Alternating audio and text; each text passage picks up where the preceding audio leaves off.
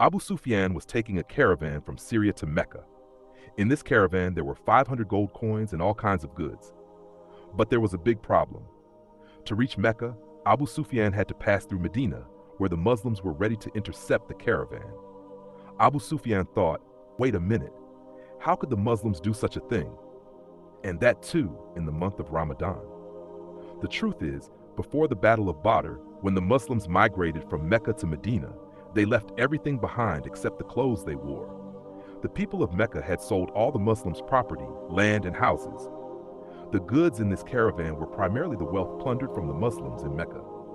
The Muslims were not looting, they were reclaiming what had been taken from them. Abu Sufyan, realizing the risk, decided to change his route and sent a letter to Mecca asking for help. When the messenger arrived in Mecca, he approached the Kaaba, cut off the ears and nose of his camel, tore his clothes, and loudly called for help, a traditional way of signaling an emergency.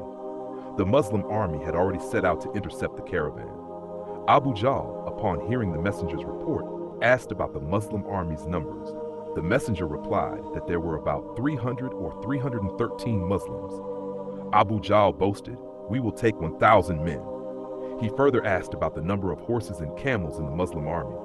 The messenger informed him there were about 2 to 4 horses and 70 camels. In response, Abu Jahl said, "We'll bring 170. Meanwhile, Abu Sufyan successfully avoided the Muslims by taking a different route. The caravan is safe, so there is no need to fight. Not fight. We finish them tomorrow. We fight." The Muslims, led by the Prophet Muhammad, peace be upon him, camped near the first well of Badr. A companion asked the Prophet, "Did you choose this place by Allah's command or your advice?" The Prophet replied, "We have chosen it after consultation." The companion suggested moving to a location with more water where they could control access to the wells.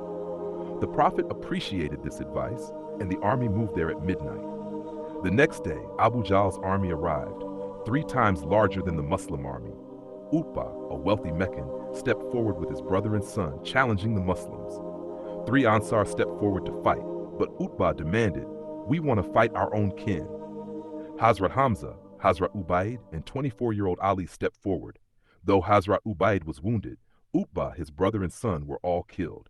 Utbah's other son, Hudhayfa, who was part of the Muslim army, witnessed the deaths of his father, brother, and uncle, but remained loyal to the Muslim cause. Outnumbered, the Muslims adopted a defensive strategy, holding their position and forcing the enemy to attack.